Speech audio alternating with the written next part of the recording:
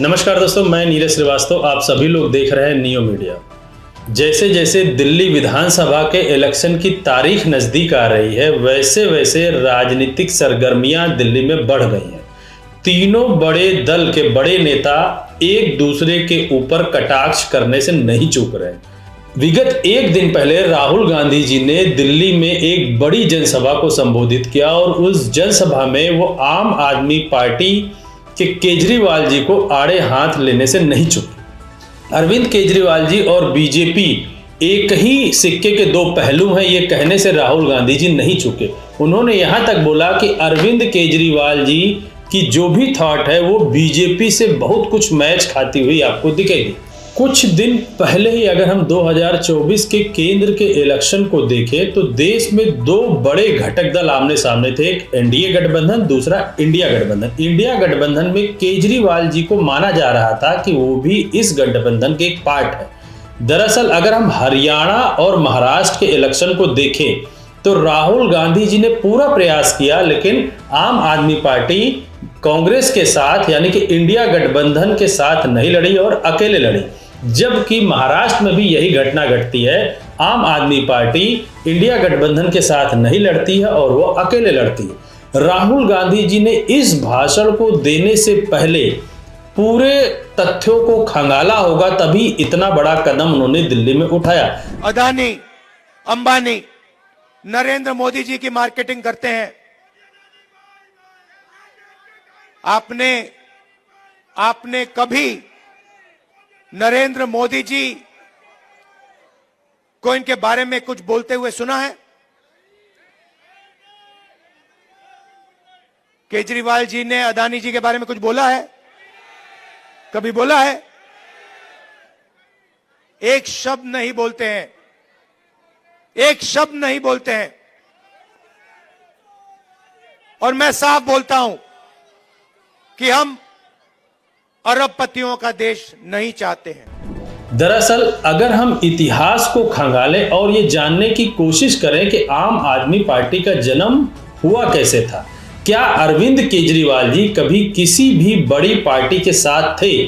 दरअसल यही सबसे बड़ी बात है जो कांग्रेस को कहीं ना कहीं खटकती रह रही है और कांग्रेस के बड़े नेताओं के दिमाग में हमेशा ये बना रह रहा है कि आम आदमी पार्टी वो पार्टी है जो कि कहीं ना कहीं बीजेपी और आरएसएस के गर्भ से निकली हुई पार्टी है। अब हम 2011 के उस घटना को याद करें जब अन्ना हजारे जी ने एक आंदोलन शुरू किया था और लोकपाल बिल की डिमांड की थी। याद कीजिए, उस समय केंद्र में और दिल्ली में भी कांग्रेस की सरकार हुआ करती थी। 2011 में केंद्र में एक ऐसी सरकार थी जो डेमोक्रेसी को पूरा मानती थी। उसने परमिशन दी कि अन्ना हजारे जी जंतर मंतर पे आकर अपना प्रदर्शन कर सकते हैं और उसका नतीजा ये हुआ कि उस प्रदर्शन में जितने भी भारत देश के सामाजिक कार्यकर्ता थे या ये कह लीजिए जो भी उस समय कांग्रेस के विरोधी थे, उन सब ने उसमें बढ़ चढ़कर भागीदारी दी। और कहीं न कहीं ये कहा भी जाता था कि इसकी पूरी फंडिंग और पूरा जो सिस्टम बनाया गया था वो आरएसएस के थ्रू और कुछ बड़े लोग जो कि कांग्रेस के विरोधी थे उनके थ्रू ये रची हुई कहानी थी। अब 2011 में जब अन्ना हजारे का साथ छोड़कर अरविंद केजरीवाल और उनके साथ के कुछ लोग पार्टी बनाते हैं, तब बेशक इसमें कोई दो राय नहीं कि बहुत सारे लोगों ने उनका सपोर्ट किया होगा और पार्टी बनाने में भी उनकी मदद की होगी।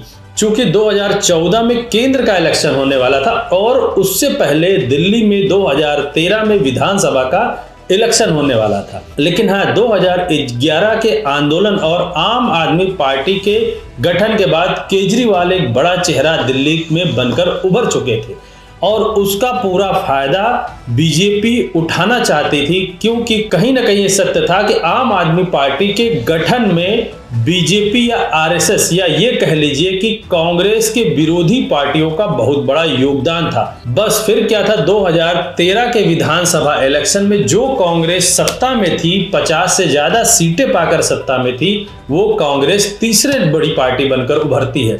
यानी कि विधानसभा में 3 पार्टियां लड़ती हैं। बीजेपी जिसको 31 सीट मिलती है और सबसे बड़ी पार्टी बन जाती है, आम आदमी पार्टी दूसरी बड़ी पार्टी बन जाती है और कांग्रेस तीसरी बड़ी पार्टी। कांग्रेस ने आम आदमी को सपोर्ट किया और अरविंद केजरीवाल जी 2013 में पहली बार सीएम पद पर बैठ जाते हैं। चूंकि तीनों पार्टियों को पूर्ण बहुमत नहीं प्राप्त था और बीजेपी को पूर्ण बहुमत प्राप्त करने के लिए लगभग 5 सीटें चाहिए थे, लेकिन बीजेपी उस समय इतनी बड़ी पार्टी नहीं थी कि वो किसी भी तरीके का तोड़ फोड़ करके सरकार बना ले, जैसा कि आज वो करती है। उस समय कांग्रेस की मजबूरी कह लीजिए या उनकी खुद की गलती कह लीजिए कि उन्होंने आम आदमी पार्टी को सपोर्ट किया ताकि बीजेपी सत्ता में ना आए, क्योंकि 2014 के केंद्र के इलेक्शन के प्रधानमंत्री कैंडिडेट नरेंद्र मोदी जी को बीजेपी ने चुन रखा था और वो पूरी तरीके से 2011 में जो कुछ अन्ना हजारे बोल रहे थे उसको पूरे देश में प्रचार प्रसार करने से नहीं चूक रहे थे। यही कांग्रेस की पहली गड़बड़ शुरू होती है और बीजेपी ये बताने से नहीं चूकती है कि देखिए आम आदमी पार्टी जो कि ईमानदारी की बात कर रही है और दिल्ली की जनता ने ईमानदारी के नाम पर कांग्रेस को तीसरे पायदान पर ला के खड़ा कर दिया है, तो पूरा देश क्यों नहीं ईमानदार लोगों के साथ लड़े और बीजेपी को वोट करे। ये बात उस समय तो कांग्रेस को नहीं समझ में आई, लेकिन अब ऐसा लगता है कि राहुल गांधी जी को ये बात समझ में आ गई है कि बीजेपी कहीं ना कहीं आम आदमी पार्टी को बैक से सपोर्ट कर रही है उन हर जगहों पर जहां कांग्रेस मजबूत है। दिल्ली में बीजेपी उतनी मजबूत नहीं है जितनी कि कांग्रेस। अगर आप गौर करिए तो दिल्ली, हरियाणा और पंजाब 3 ऐसे स्टेट हैं जहां कांग्रेस बहुत मजबूती से खड़ी थी, लेकिन बीजेपी पीछे से आम आदमी पार्टी को सपोर्ट करती है और केजरीवाल के सहारे कांग्रेस को सत्ता से बाहर निकालती है। ठीक वैसे ही अगर आप गौर करें तो 2024 के हरियाणा के स्टेट इलेक्शन में गौर करिए, आम आदमी पार्टी और कांग्रेस के बीच में गठबंधन होते होते रह जाता है। कहीं न कहीं आम आदमी पार्टी या कह लीजिए पीछे से बीजेपी ये नहीं चाहती थी कि आम आदमी पार्टी कांग्रेस के साथ लड़े। अगर आम आदमी पार्टी कांग्रेस के साथ लड़ती तो जो 4% वोट आम आदमी को मिले वो अगर कांग्रेस को चले जाते तो इसमें कोई दो राय नहीं था कि कांग्रेस 65+ सीटें पाती। लेकिन अगर आम आदमी पार्टी को ये पता था कि हरियाणा में उनका कैडर इतना मजबूत नहीं है, उनकी सीटें इतनी नहीं आएंगी, तो वो फिर किस बात को लेकर 10 या 12 सीटों की डिमांड कर रहे थे। अगर वो इंडिया गठबंधन में ही रहना चाहते थे तो राहुल गांधी जी का वहां सपोर्ट करते, चाहे वो 1 या 2 सीट पर ही क्यों न लड़ते, लेकिन किसी भी तरीके से बीजेपी को वहां ना आने देते। लेकिन ऐसा हुआ नहीं। ठीक वैसे ही महाराष्ट्र में भी देखा जाए तो नहीं हुआ। जम्मू और कश्मीर में भी आम आदमी पार्टी अलग ही लड़ी थी और वहां भी वो कांग्रेस के साथ नहीं लड़ी। कहीं ना कहीं राहुल गांधी जी को एनालिसिस करने में देर जरूर लगी, लेकिन ये समझ में उनको आ गया कि आम आदमी पार्टी जरूर ये चाहती है कि बीजेपी सत्ता में ना आए दिल्ली में या पंजाब में, लेकिन आम आदमी पार्टी के अरविंद केजरीवाल जी की अब महत्वाकांक्षा पीएम बनने की भी हो चली है। इसी वजह से वो चाह रहे हैं इंडिया गठबंधन में उन घटक दलों को अपने साथ जोड़ा जाए जो आने वाले समय में कांग्रेस के बढ़ते हुए कद को देखकर घबरा रहे हो और अपने स्टेट की राजनीति को बचाने की कोशिश करें। अगर महाराष्ट्र के इलेक्शन की बात करें तो एनसीपी के शरद पवार जी, जो कि कभी कांग्रेस से ही निकले थे, वो ये समझते हैं कि जितने भी वोटर आज उनके पास हैं वो कांग्रेस में कहीं ना कहीं आने वाले समय में मिल भी सकते हैं। ऐसे ही अगर हम दिल्ली की बात करें तो दिल्ली में भी जितने वोटर आम आदमी पार्टी के हैं वो कहीं ना कहीं कांग्रेस के ही थे जो आम आदमी पार्टी पे शिफ्ट हुए और आम आदमी पार्टी जीत जाती। ठीक वैसे ही पंजाब में भी जितने वोटर्स हैं वो कहीं ना कहीं कांग्रेस के थे और वो आज आम आदमी पार्टी को वोट करते हैं और आम आदमी पार्टी जीत जाती। ऐसे ही अगर हम हरियाणा की भी बात करें तो जो भी वोट आम आदमी पार्टी को मिलते हैं वो कांग्रेस के ही थे जो कि आम आदमी पार्टी को चले जाते हैं। अब इतने स्टेट्स की एनालिसिस के बाद ये समझ में आता है कि आम आदमी पार्टी दरअसल बीजेपी का तो वोट बैंक काट नहीं पा रही है, लेकिन कांग्रेस का वोट बैंक काट दे रही। इसी वजह से आम आदमी पार्टी अलग लड़े और आम आदमी पार्टी दिल्ली में जीतती रहे ताकि वो जीवित भी रहे, क्योंकि अगर दिल्ली का इलेक्शन हार जाती है तो मान चलिए आम आदमी पार्टी पूरे देश से खत्म हो जाएगी। अब यहीं से एक नई राजनीति शुरू होती है दरअसल राहुल गांधी जी के पास दो रास्ते थे। पहला कि आम आदमी पार्टी के साथ मिलकर इंडिया गठबंधन के तर्ज पर दिल्ली में लड़ें और मुश्किल से 10-12 सीटों पर कॉम्प्रोमाइज करके अपने कैंडिडेट उतारें। दूसरा एक रास्ता यह था कि शंकर भगवान जी की तरह विष धारण करें और ये बात आम जनता तक पहुंचाने की कोशिश करें कि कुछ ऐसे भी लोग हैं इंडिया गठबंधन में जो बीजेपी के लिए काम कर रहे हैं और अपने कांग्रेस पार्टी को वैसे ही स्थिति में लाके खड़ा करें जैसे कभी वो राजीव गांधी जी के समय में हुआ करती थी। राहुल गांधी जी ने इसी कठिन पथ को चुना और ये मानकर वो चल रहे हैं कि आने वाले समय में कांग्रेस पूरे देश में अकेले लड़ेगी, लेकिन कांग्रेस वहीं खड़ी होगी जहां कभी राजीव गांधी जी के टाइम में हुआ करती थी। यह राहुल गांधी जी का डिसीजन आज बहुत अच्छा है। अगर लोग ये समझ रहे हैं कि नहीं अच्छा डिसीजन है तो कहीं ना कहीं गलत है। अब मैं आपको समझाता हूं क्यों राहुल गांधी जी का ये डिसीजन बहुत अच्छा। अगर विगत 10 सालों से देखें तो राहुल गांधी जी ने अडानी और अंबानी का जब भी मुद्दा उठाया तो इंडिया गठबंधन के कुछ घटक दल को छोड़कर किसी भी घटक दल ने उनका साथ नहीं दिया। अगर आज हम संविधान की भी बात करें या हाशिए पे पड़े हमारे कुछ समाज की बात करें तो राहुल गांधी जी के साथ कुछ चुनिंदा घटक दल ही इंडिया गठबंधन के हैं जो उनका साथ देते हैं, अन्यथा कोई भी ऐसा घटक दल नहीं है जो उनके साथ खड़ा हो। यानी कि कहीं ना कहीं पर्दे के पीछे वो बीजेपी का सपोर्ट कर रहा है। 2024 के केंद्र के इलेक्शन के बाद अगर हम कांग्रेस को देखें तो आज वो पूरे देश में मजबूती के साथ खड़ी है, क्योंकि अल्पसंख्यक समाज आज कांग्रेस को वोट देना 100% प्रेफर करता है जहां कांग्रेस जीत सकती है, और या फिर वो उनको वोट करता है जो गैर बीजेपी हो।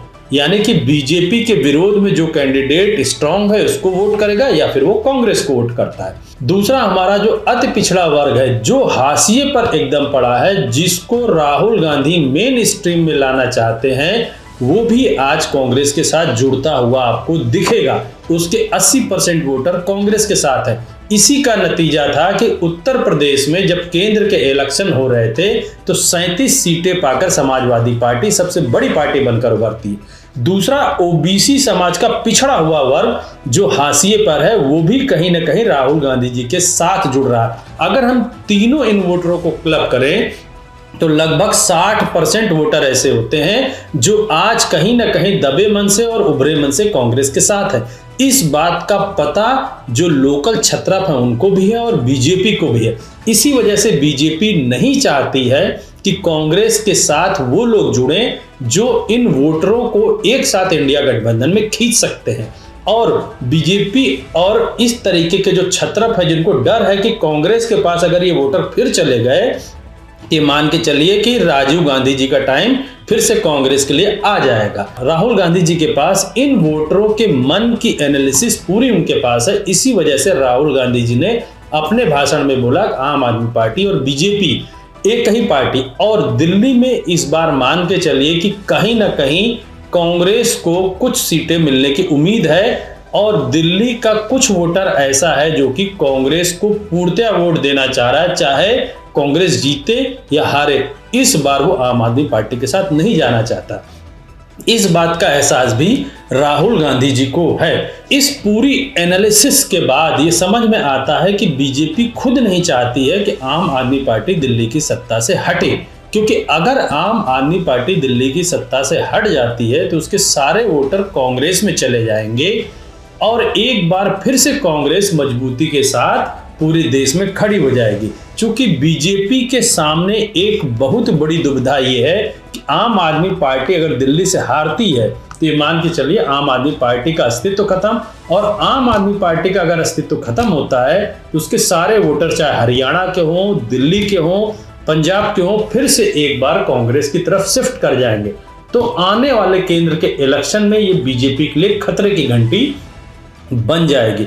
इस वजह से वो नहीं चाहते कि आम आदमी पार्टी दिल्ली से हारे। यही बात राहुल गांधी जी कहीं ना कहीं समझ रहे हैं और पूरे देश को बताने में नहीं चूकते। बहरहाल ये हो सकता है कि इंडिया गठबंधन के कुछ घटक दल इंडिया गठबंधन से टूटकर अपना कोई दल बनाएं, लेकिन इसके बावजूद भी कांग्रेस की स्थिति इंडिया गठबंधन में सबसे मजबूत रहेगी, और जो दल ये समझते हैं कि कांग्रेस पार्टी के साथ मिलने के बाद उनकी सीटें बढ़ी हुई हैं, वो हमेशा उनके साथ रहेंगे। जैसे कि उत्तर प्रदेश से अखिलेश यादव जी, झारखंड से जेएमएम और बंगाल से ममता बनर्जी। उनको इस बात का एहसास है कि अगर कांग्रेस के साथ छोड़ा उन्होंने तो कहीं न कहीं उनकी सीटें ही कम होगी, उनकी मजबूती कम होगी।